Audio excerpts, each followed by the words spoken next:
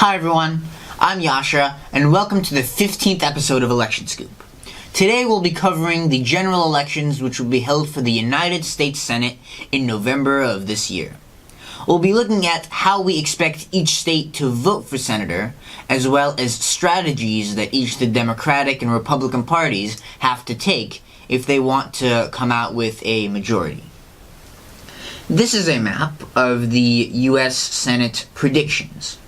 A dark red or blue state, such as Washington or Wyoming, mean that those states are safe. They're not expected to switch hands. Washington will almost certainly vote Democratic, and Wyoming will almost certainly vote Republican, and so on. A slightly lighter shade of blue or red, such as Minnesota or Tennessee, means that while these states are not competitive, it's possible that in the future, given the right conditions, they do become competitive.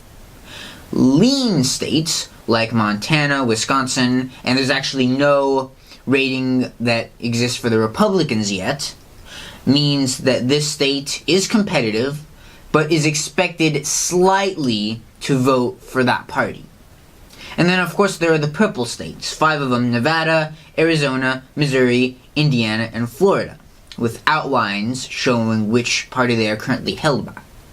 These are total toss-ups, and we have no idea who's going to win them. It's really 50-50, and it's anyone's game.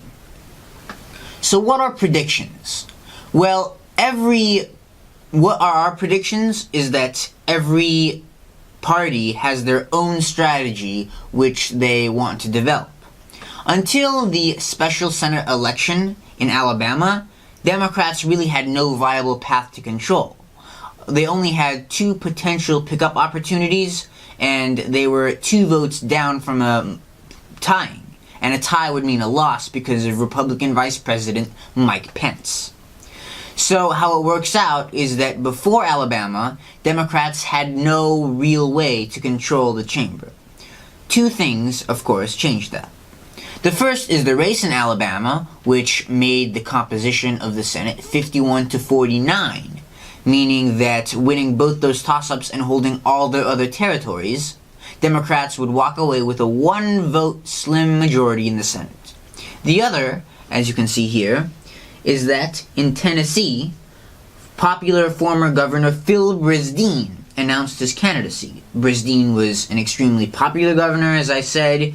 He won in a landslide in 2006, and his candidacy, as well as the candidacy of Beto O'Rourke in Texas, make for 2 last-case scenario technically possible opportunities that would give the Democrats control if one of these states doesn't turn out how the Democrats would like. Of course, these are like Plan Z options, but it's possible that we can see the Democrats gaining those. For the Republicans, strategy is much easier because there are much fewer opportunities for Democrats to pick up than there are Republicans. Solidly Republican states like West Virginia, North Dakota, and Montana are great targets for the Republican Party to try to pick up. Just winning those 3 would give the Republicans 54 seats. If the Republicans win every single state that Donald Trump won, they will walk away with up to 61 seats in the Senate. Of course, that includes Democratic-leaning states like Pennsylvania, Michigan, Wisconsin, as well as the toss-ups like Indiana, Florida, and Missouri. But this just goes to show that the Republicans have a lot of territory where they can improve on, while the Democrats' only hope is to gain here and then hold everywhere else. So in conclusion, this is, as I said for the House, just a preliminary prediction.